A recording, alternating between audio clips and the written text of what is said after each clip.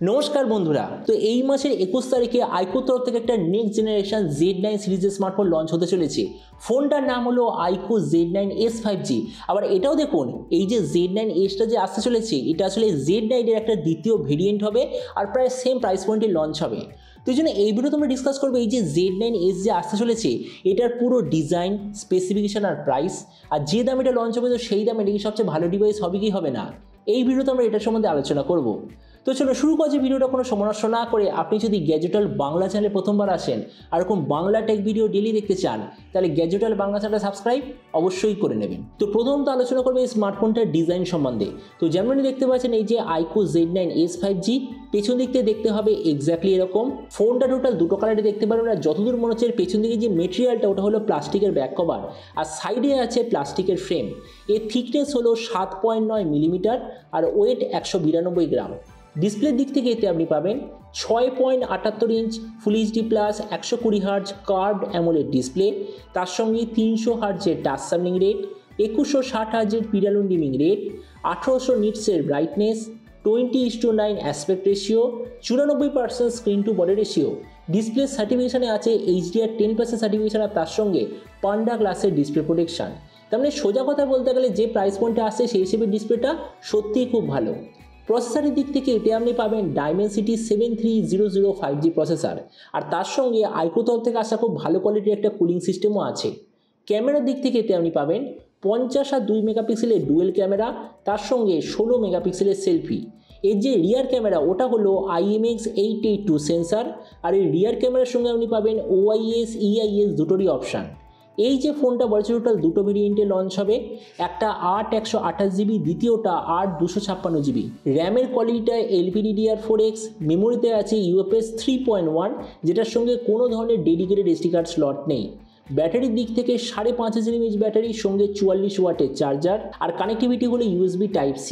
তো এবার এর কিছু বাকি ফিচার বলতে গেলে এতে আপনি পাবেন Android 14 out of the box, কোনো ধরনের 3.5mm জ্যাক নেই, dual speaker, under display fingerprint sensor, আর IP64 এর ওয়াটার অ্যান্ড ডাস্ট প্রোটেকশন। আর এর OS আপডেট সাইকেলের দিক থেকে বলতে গেলে 2 বছরের মেজর OS আপডেট আর 3 বছরের সিকিউরিটি আপডেট আপনি পেয়ে যাবেন। তো এবার সবচেয়ে মেন জিনিস কি দামে লঞ্চ হবে, তো দেখুন যে দামে আইকো Z9 লঞ্চ হয়েছিল মানে 20,000 টাকায়, এক্স্যাক্টলি সেম দামেই আইকো Z9sও লঞ্চ হবে, মানে আইকো Z9s এর স্টার্টিং প্রাইস হবে ওই 20,000 টাকা থেকে। তো এবার সব ভিডিওর মধ্যে আপনাকে জানাবো এই যে স্মার্টফোন এটি কি প্রাইস পয়েন্টের মধ্যে সবচেয়ে ভালো নাকি এর চেয়ে বেটার অন্য কোনো স্মার্টফোন অ্যাভেলেবল আছে। দেখুন এই যে আইকো Z9s 5G বলে যে স্মার্টফোনটা, এটা কি দামে লঞ্চ হবে 20,000-এ। এবার আপনি একটু মনে করে দেখুন লাস্টবারে আইকো Z7 বলে একটা দারুণ ফোন লঞ্চ হয়েছিল Dimensity 920 নিয়ে ওই 20,000-এর মধ্যে, কিন্তু ব্র্যান্ড কি করলো 3-4 মাস সেল করার পর আইকো Z7s লঞ্চ করে দিল সেই 20,000-এ। আর যেই আইকো Z7sটা লঞ্চ হলো তো আইকো Z7 5Gটা ডিসকন্টিনিউ হয়ে গেল। তো ওই জন্য আমার যতদূর মনে হচ্ছে এবারও সেম হবে, যে আইকো Z9sটা প্রথমে লঞ্চ হবে, তার কয়েক সপ্তাহের মধ্যে যে আইকো Z9 সেটা অফিসিয়ালি ডিসকন্টিনিউ হয়ে যাবে। তো জন্য এখানে আমরা আইকো Z9s কে আইকো Z9 এর সঙ্গে কম্পেয়ার করব।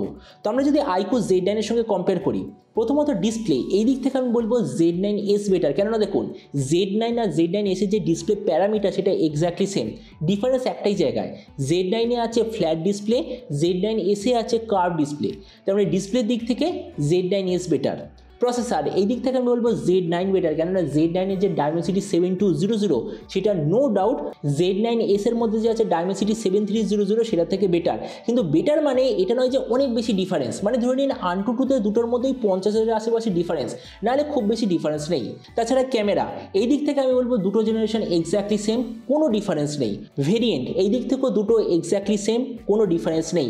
ব্যাটারি আর চার্জার এই দিক থেকে একটা ডিফারেন্স আছে, কেননা যে Z9 তাতে আপনি পেয়েছিলেন 5000 mAh ব্যাটারি 44 ওয়াটের চার্জার, Z9s-এ আপনি পাবেন 5500 mAh ব্যাটারি 44 ওয়াটের চার্জার।